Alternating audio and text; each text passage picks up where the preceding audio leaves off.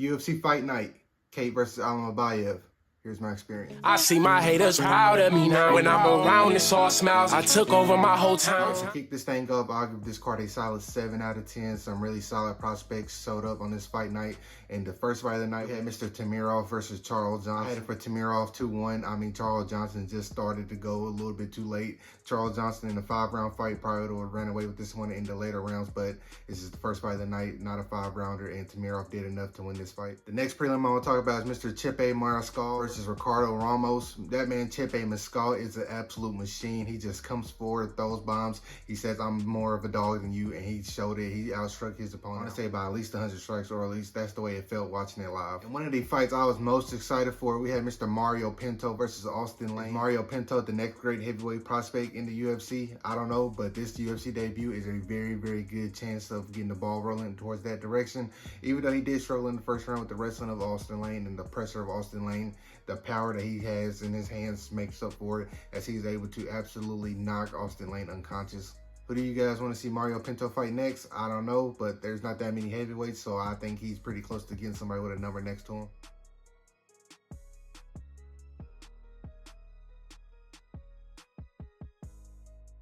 Following that fight, we had the upset of the night to me. We had Mr. Sam Patterson knocking out Danny Barlow in a fight that Sam Patterson looked like he said, I can strike too. Pretty much showed it. I mean, from the start to finish, Barlow looked like he hit hard. It just looked like Sam Patterson was able to sneak out of the way and catch him. And that's exactly what happened. And Danny Barlow loses his undefeated status, and Sam Patterson gets the first round knockout. I thought Danny Barlow was going to be one of them ones where his next fight is somebody with a number next to him, but that's very, very far from right now. What do you guys think about Sam Patterson and his future? I think it's very bright with that type of hands and the grappling that he possesses.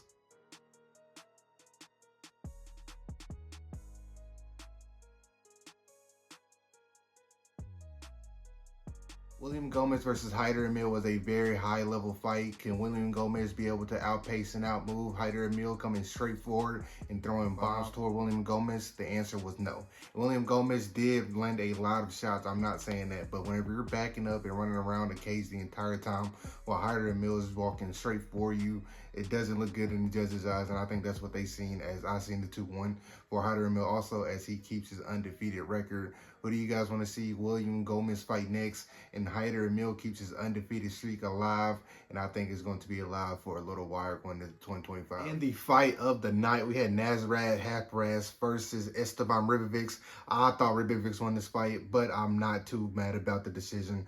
I feel like Haqparast won the first round easily, and I think he probably won the majority of the second round, but I feel like Esteban Ribovics was able to land the more powerful shots in the second round, and obviously he won the third round with that knee that he threw against Haqparast. I don't know how he was able to eat that, because it looked like it gave him a second forehead on the bottom of his cheek. But this fight was really, really fun. I don't think Esteban lost any type of stock. I feel like I'm going to watch him fight, and I'm going to be excited to watch him fight going forward. And Nasrat Haqparast is on a 5-fight winning streak. Who do you guys want to see him fight next? Let me know. And the co-main event of the night, fireworks was promised and fireworks was delivered. We had Cody Brundage versus Julian Marquez. This fight was everything you wanted to see. Knockdown slugfest between two guys that probably don't have that many title aspirations, but just a fun fight to watch. I mean, it was very sloppy, very sloppy, not very technical, but it was very entertaining. I can give that to him.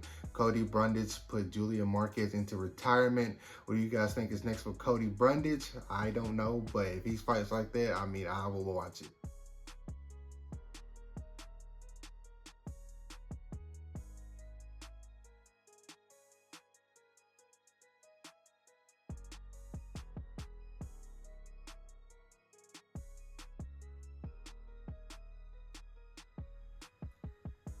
In the main event of the night, we had Mr. Manel Kape versus Almabayev. Banger of a fight for however long it lasted. I mean, this man, Manel Kape, just looked faster, stronger. Now, I will address this. He did poke that man in the eye multiple times.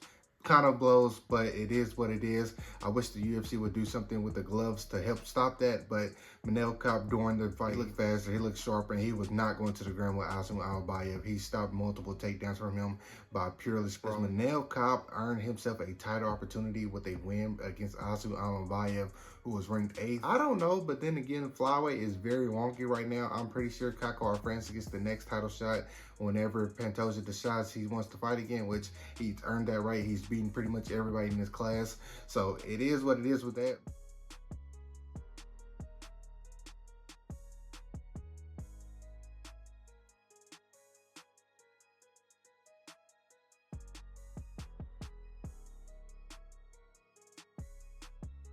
But UFC Fight Night, Manel Kape versus Almabayev was a solid night of fights. Not too exciting, so they put it in the Apex. But what did you guys think about the card? What was your favorite highlight of the card? What was your favorite low light of the card? Let me know down below in the comments. Like always, if you enjoyed the video, please make sure you like, subscribe. Be good people. Peace.